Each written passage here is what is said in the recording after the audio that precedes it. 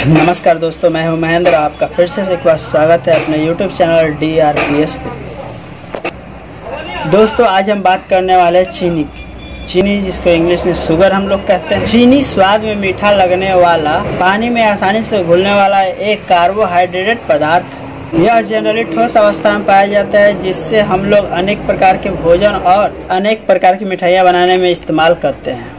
जैसा कि हम लोग जानते हैं, भारत एवं साथ साथ अन्य देश भी चीनी ईख से ही बनाते हैं, तो कई अन्य देश अन्य पदार्थों से भी चीनी बनाने का काम करते हैं। तो कई देश अन्य पदार्थों से भी चीनी बनाने का कार्य संपन्न करते हैं, जैसे चीनी चुकंदर, जिसको हम लोग शुगर बीट भी बोलते हैं। सिंपल चीनी, जिसको मोनोसैक्राइड कहा जाता है, 3 प्रकार की होती है: ग्लूकोज, फ्रक्टोज और ग्लाइकोज। पहला ग्लूकोज, दूसरा फ्रक्टोज और तीसरा जो चीनी हम लोग डेली लाइफ में यूज करते हैं, उसको अंग्रेजी में हम लोग टेबल शुगर भी कहते हैं। एक व्यक्ति औसतन साल भर में 24 केजी चीनी का उपयोग अपने लिए करता है। ज़्यादा से ज़्यादा चीनी खाने से हमें अनेक प्रकार की बीमारियां भी उत्पन्न होती हैं, जिसमें मुख्य प्रकार से शुगर और मोटापा, कार्डियोवैस्कुलर, डिमेंशिया आदि बीमारी, अनेक प्रकार की बीमारियों को भी हम बढ़ावा देते हैं, जिसका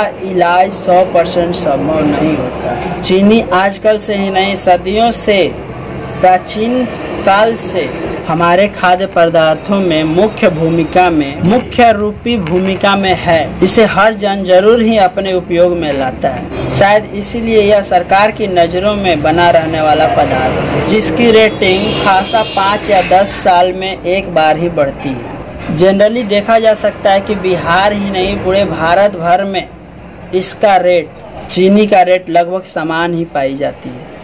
अभी यह प्रेजेंट टाइम में 40 रुपये पर केजी और 1850 रुपये पर 50 केजी बोरी के भाव से चल रहा है। आज से नहीं, प्राचीन काल से ही भारतीय उपमहाद्वीपों में इसका उत्पादन किया जाता रहा है।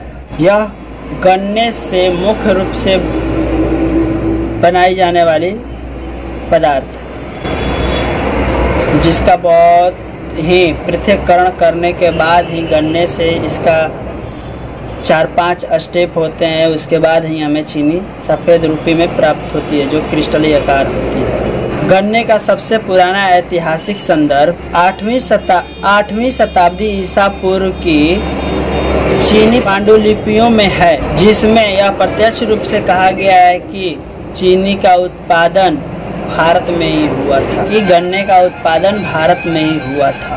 भारतीय चिकित्सा पद्धति आयुर्वेद में इसे ईकू नाम से जाना जाता है, और इसके गन्ने के रस को फाइता के नाम से जाना जाता है। क्रिस्टलीकृत चीनी का खोज 5वीं शताब्दी ईसा पूर्व के आसपास शाही गुप्तों के समय में हुई थी।